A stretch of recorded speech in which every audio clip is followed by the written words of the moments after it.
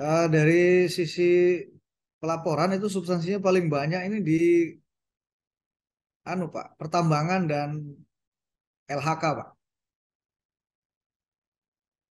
Ya ini sebetulnya LHK dengan pertambangan ini sinergi karena terkait dengan izin usaha pertambangan. Universitas Indonesia, Universitas kami, ibu kota negara, pusat ilmu budaya bangsa, kami mahasiswa, pengabdi cipta, belajar ilmu pengabdi luhur, untuk nusa dan Nama saya Bambang Sadono di kanal Inspirasi untuk Bangsa. Ini juga pertama kali nulis IPB sebenarnya sebelum Kemudian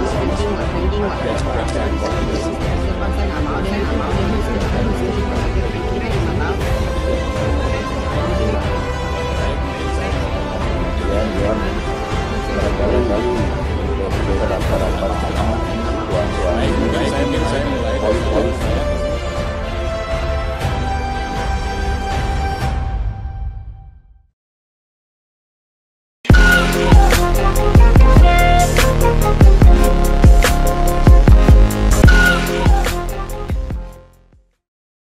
Assalamualaikum warahmatullahi wabarakatuh.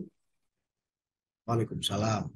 Bersama saya Bambang Sadono di kanal Inspirasi untuk Bangsa. Mudah-mudahan kanal ini selalu bisa memberi inspirasi, motivasi, dan edukasi. Kami sedang mempersiapkan beberapa video wawancara untuk ikut memberi makna 73 tahun Universitas Indonesia.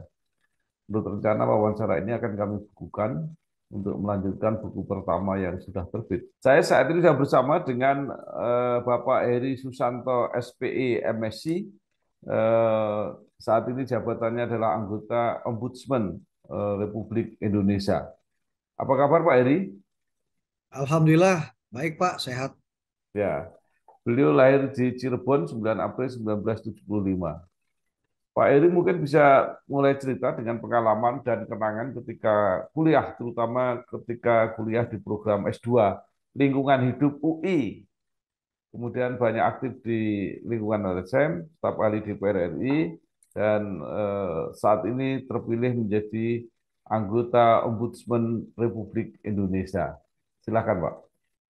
Ya, terima kasih atas undangannya.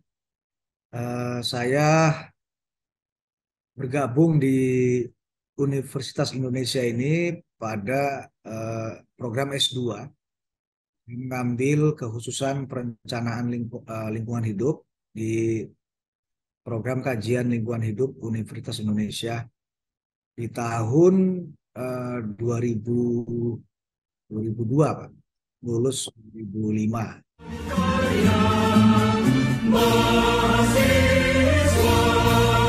Universitas Indonesia, berlambang cinta berdasarkan Pancasila, dasar negara, kobarkan semangat kita demi ampera. Ah, pada intinya saya meminati gabung dalam S2 di lingkungan hidup UI ini semata-mata karena ya panggilan eh, jiwa intelektual saya yang eh, pengen menambah ilmu lagi. Saya S1 di Universitas Lambung Mangkurat, Pak, Fakultas Perikanan, jurusan budidaya perairan. Jadi saya menyimak di UI itu kayaknya yang cocok hanya program kajian lingkungan hidup nih terkait dengan disiplin ilmu saya di S1. Menapaki program tersebut ya memang apa namanya eh, bagi saya ini adalah satu yang apa namanya sesuai lah dengan pilihan eh, jurusan yang saya minati karena memang sampai dengan eh, sekarang pun alhamdulillah ada kaitannya dengan pekerjaan saya di Ombudsman. Saya mengampu bidang eh, kemaritiman investasi yang di dalamnya terkait dengan Kementerian Teknis di KLHK. Nah, dan saya menyambung lagi nih Pak, baru-baru S3 di UNJ Pak. Nah, pendidikan kependudukan dan lingkungan hidup juga. Jadi linear lah. Nah, itu yang apa saya geluti, bahwa pada intinya di UI ini sangat eh, memicu juga semangat belajar saya dalam dunia aktivis ya. Kebetulan saya waktu S2 tuh saya masih jadi aktivis mahasiswa Pak. Saya sekjen pengurus besar Himpunan Mahasiswa Islam. Eh, Ya bertepatan dengan selesai masa jabatan saya di PBHMI, saya juga lulus di S2 UI Pak.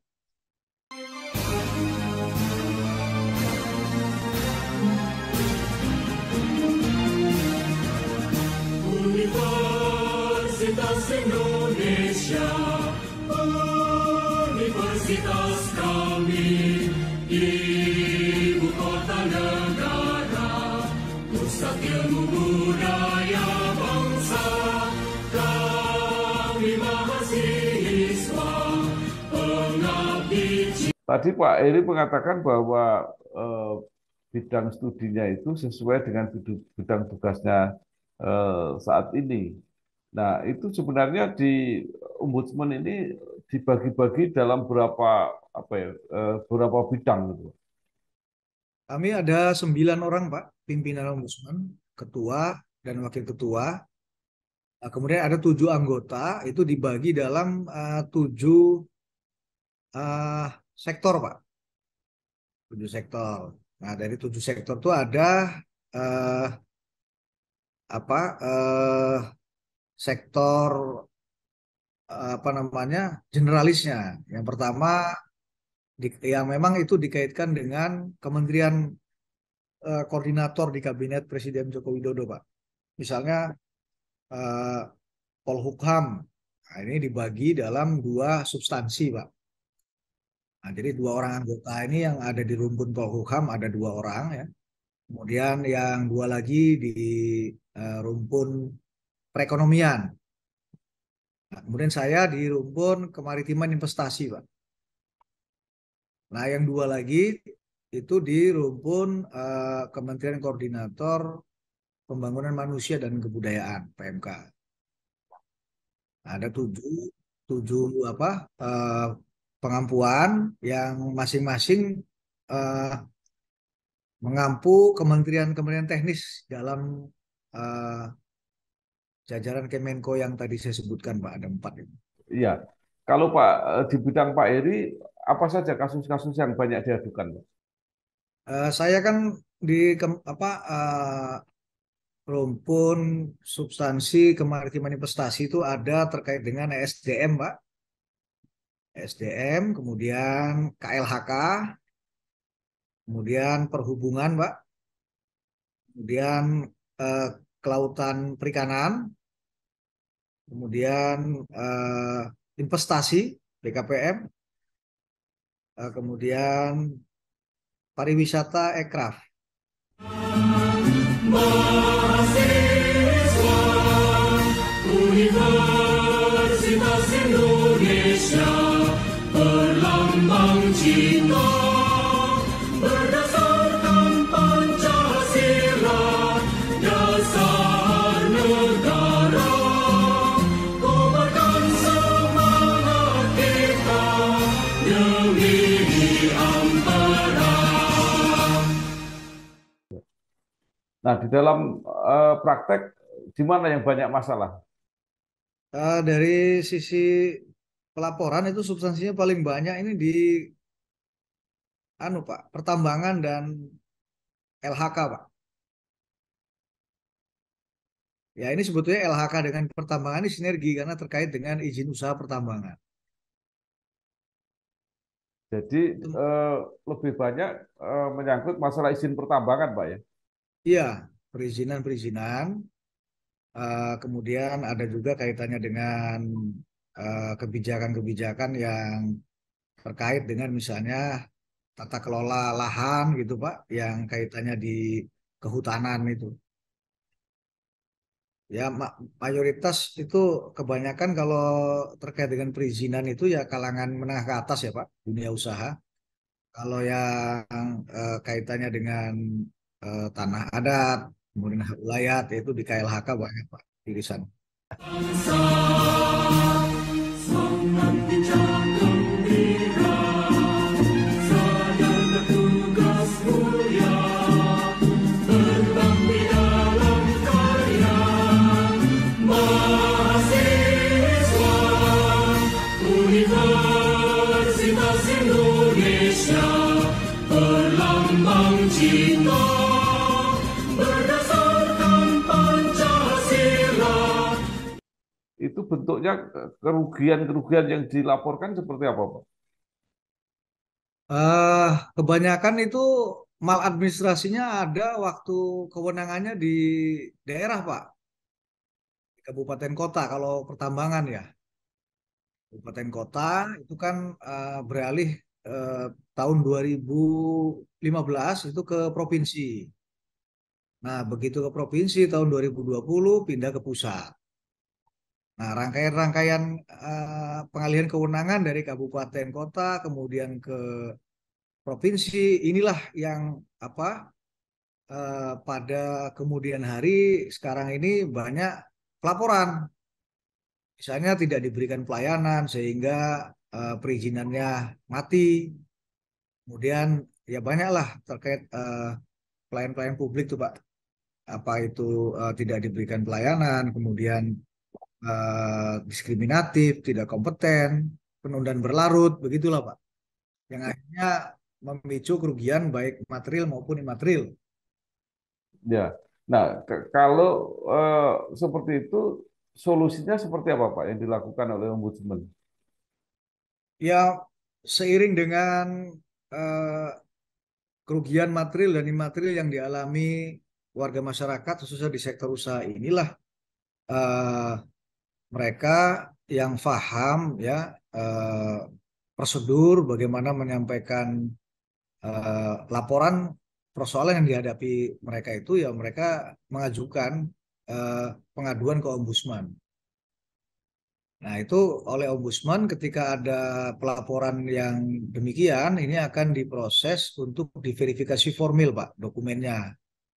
Nah, sampai dengan dinyatakan lengkap, kemudian akan dilakukan pemeriksaan laporan dari mulai dokumen, kemudian pemanggilan para pihak, pelapor, terlapor, saksi ahli, eh, para pihak terkait lainnya, yang kemudian dalam beberapa waktu ya kami bisa disimpulkan apakah ada atau tidak ada dugaan maladministrasi itu terbukti. Gitu. Nah, bila ada maladministrasi, maka ini akan kami tindak lanjuti ke pihak terlapor, Pak, untuk kita lakukan monitoring dalam rangka penyelesaian tindakan korektif yang kami syaratkan. Kalau tidak ada maladministrasi, ya kami sampaikan ke pihak pelapor.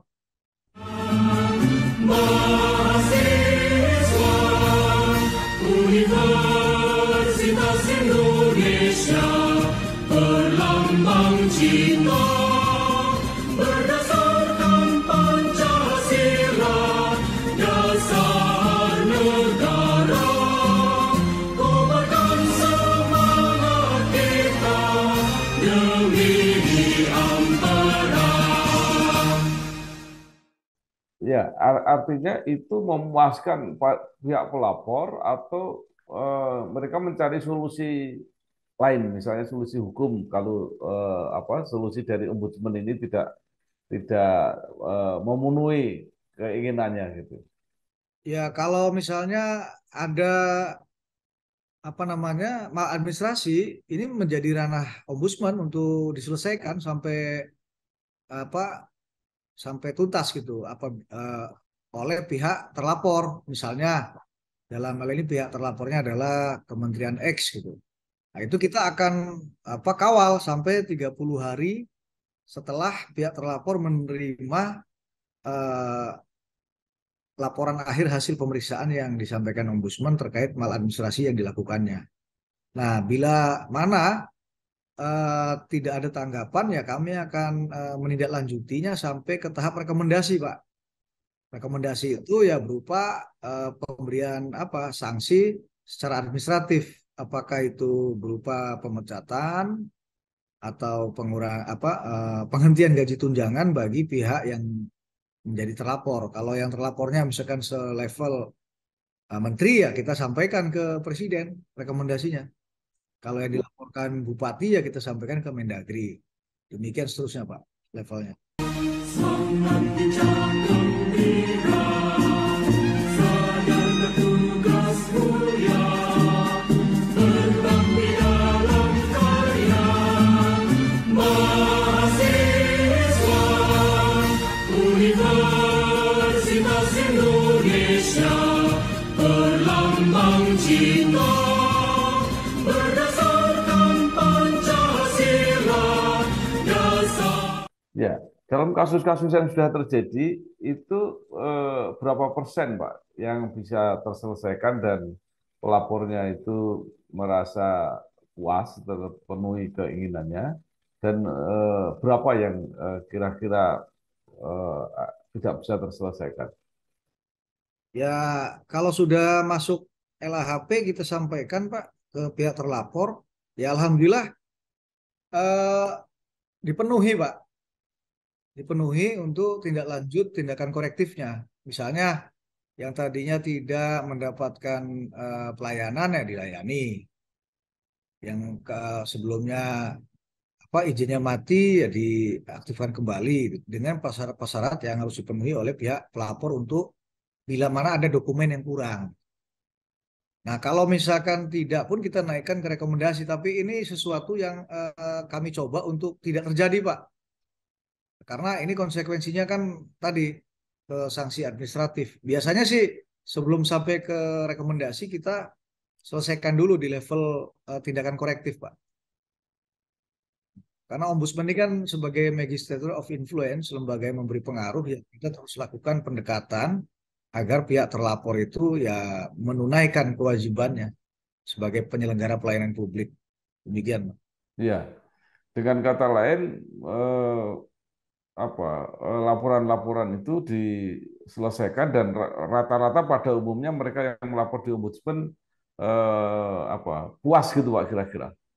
Ya tentu tidak semua puas ya, Pak, karena kalau dinyatakan tidak ada mal kan ini tidak bisa ditindaklanjuti. Tapi di ombudsman itu kan tidak harus semuanya memuaskan para pihak gitu loh. Kalau kalau dokumennya ternyata tidak kuat untuk sampai pada keputusan adanya maladministrasi, ya kita nyatakan tidak ada mal, Pak. Tidak ada mal, yaitu menjadi kita kembalikan ke pihak pelapor. Mau apa yang bersangkutan ingin tindak lanjut ke tahap peradilan misalnya petun saja. Tapi kalau udah masuk ke ombudsman diperiksa kemudian yang bersangkutan masuk ke ranah peradilan, kita stop, Pak. Karena ombudsman tidak boleh memeriksa kasus atau menangani kasus yang sudah masuk menjadi ranah peradilan. Mahasiswa Universitas Indonesia, berlambang cinta, berdasarkan Pancasila, dasar negara, kobarkan semangat kita demi ampera. Jadi artinya kalau mereka tidak puas terhadap hasil dari ombudsman, masih ada upaya hukum lain untuk mencari keadilannya gitu, Pak, ya. Ya, karena kan ombudsman ini kan penyelesaian kasus yang non peradilan, jadi sifatnya administratif. Kalau ke peradilan ya ke petun, Pak. Tapi banyak pihak itu dari warga masyarakat lebih sering lapor ke ombudsman karena lebih efektif lah, lebih efisien juga gitu. Nggak ada leveling seperti di peradilan, Pak. Bisa banding, kasasi lah segala macam. Butuh waktu lama itu. Dan dari segi biaya lebih murah, Betul. ya. Tidak Ya. tidak memerlukan eh, apa pengacara dan sebagainya, Pak. Nah, itu soal pilihan, Pak. Ada yang langsung dari korban, ada yang korban memberikan kuasa kepada eh, pengacara atau pihak lainnya, Pak. Karena ombudsman memang bukan peradilan, jadi tidak harus pengacara juga, tapi bisa dikuasakan gitu. Mahasiswa Universitas Indonesia berlambang cinta berdasarkan Pancasila dasar negara kobarkan semangat kita demi ampera. Iya, baik. Nah, kalau sepengetahuan Pak Heri, bagaimana perbandingannya layanan Ombudsman Indonesia RI ini dengan negara-negara lain, Pak? Tingkat kepercayaannya. Nah, pastinya di Indonesia ini kan masih menganut ombudsman yang konvensional, Pak. Maksudnya begini, kalau di Indonesia ini kan yang menjadi terlapor itu adalah pihak yang menggunakan APBN atau APBD, ya bisa pemerintah pusat maupun daerah maupun badan usaha negara, BUMD, BHMN, Pak. Bahkan BUMS, tapi yang menggunakan dananya sebagian atau sepenuhnya dari APBN maupun APBD. Kalau di negara-negara yang modern ini kan konsepnya ada seperti di New Zealand itu yang non APBD juga masuk, Pak. Swasta tanpa pakai APBD, APBN masuk. Kalau di kita spesifik hanya yang menggunakan APBN, APBD. Itu aja bedanya. Aku Cipto, CEO. Apapun yang aku lakukan, bikin teman-temanku ketawa. Lah, aku presentasi di meeting, semua ketawa. Aku makan siang, pada ketawa. Jawab telepon klien, ketawa juga. Sampai aku lembur pun, ada yang ketawa. Karena itu, aku terlalu penting untuk sakit. Kalau aku sakit, bisa stres mereka. Makanya, aku harus fit. Caranya, minum Fituno 2 kali sehari.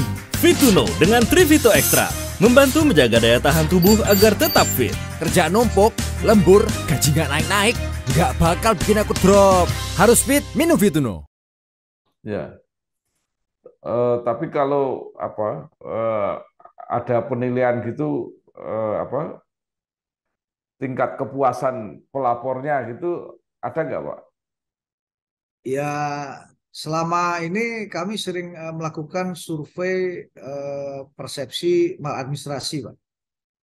Ya, alhamdulillah levelingnya cukup bagus lah, Pak. Artinya ombudsman memang apa itu eh, dinilai oleh masyarakat lebih efektif, efisien. Namun memang ini kendalanya lagi-lagi di pihak terlapor, Pak, yang mayoritas adalah eh, instansi pemerintah gitu. Nah, di dalam undang-undang ombudsman itu kan ada adjudikasi khusus misalnya. Nah, itu kan sampai dengan saat ini belum bisa dipraktekkan, Pak. Walaupun ombudsman sudah menyiapkan ruangannya itu, ruangan adjudikasi khusus, tapi belum bisa beroperasi karena harus ada perpresnya, Pak. Perpresnya sampai sekarang belum turun-turun. Nah, inilah yang menyebabkan kenapa adjudikasi khusus belum bisa berjalan efektif. Nah, menurut saya nampaknya ini karena yang dilaporkannya kebanyakan pemerintah yang menggunakan APBN, APBD, Pak. Kalau ada adjudikasi khusus sampai ada pembayaran ganti rugi, jangan-jangan habis itu uang APBN, APBD itu, Pak. Karena kasus-kasus kebanyakan dari terlapornya adalah instansi pemerintah. Jadi ada indikasi bahwa pemerintah memang menghambat perpres gitu. Eh, saya tidak bermaksud begitu, tapi sampai sekarang perpresnya belum dikeluarkan, diterbitkan.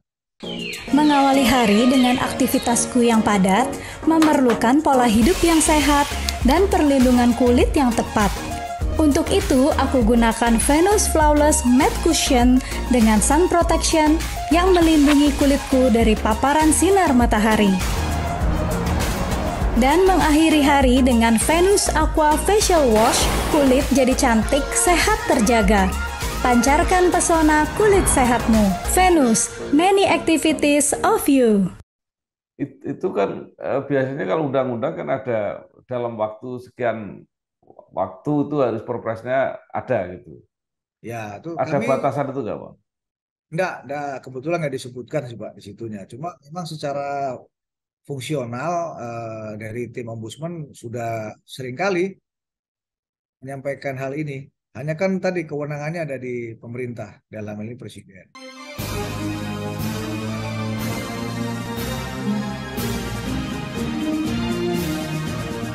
Universitas Indonesia,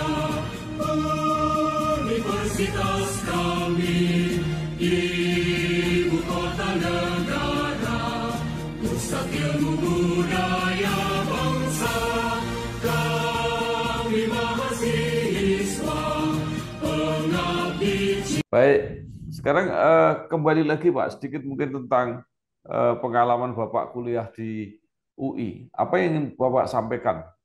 Mungkin kalau ada saran-saran supaya apa yang proses belajar mengajar di UI ini lebih bisa menjawab persoalan-persoalan yang ada di lapangan. Ya, pada prinsipnya saya selama belajar di UI itu Pak merasakan sekali keberagaman dari kawan-kawan ya, banyak dari lintas daerah. Jadi saya sih menangkapnya UI ini benar-benar Indonesia gitu. Ya karena teman-teman saya kok ini banyak sekali dari Sabang sampai Merauke itu gabung dari tiap angkatan. Kemudian ya kemajemukan itu istilahnya apa ya, mendorong bahwa saya ya harus beradaptasi dengan keberagaman yang ada gitu. Artinya itulah Indonesia kan gitu. Jadi kuliah di UI itu menjadikan saya semakin memahami Indonesia, Pak. Jadi bagaimana memahami Indonesia dan kemudian dalam konteks keakademikan juga ya mendorong spirit saya untuk bisa menyelesaikan kuliah dengan baik. Nah, kalau komunikasi dengan para alumni yang lain masih berlangsung sampai sekarang apa enggak, Pak? Hanya memang harus ditingkatkan lagi lah dalam hal keguyubannya ini, Pak. Guyubannya ini penting ini. Saya mendukung kalau memang ada akselerasi untuk meningkatkan paguyuban keluarga besar alumni UI yang lebih kuat, lebih solid dan mantap. Baik, terima kasih sekali Pak Eri Susanto, MSc, anggota Ombudsman Republik Indonesia, yang sudah berbagi pengalamannya selama ini. Banyak hal yang mungkin menambah pengetahuan kita dan mudah-mudahan juga memberi motivasi dan inspirasi kepada generasi yang lebih muda. Sekali lagi terima kasih Pak Eri, selamat bekerja, sukses. Ya. Terima kasih Pak. Ya, wassalamualaikum warahmatullahi wabarakatuh. Waalaikumsalam. Mahasiswa Universitas Indonesia, berlambang cinta berdasarkan Pancasila, dasar negara, kobarkan semangat kita demi di ampera. Nama saya Bambang Sadono di kanal Inspirasi untuk Bangsa. Unik juga. Pertama kali mengisi PD sebenarnya sebelum ada perasaan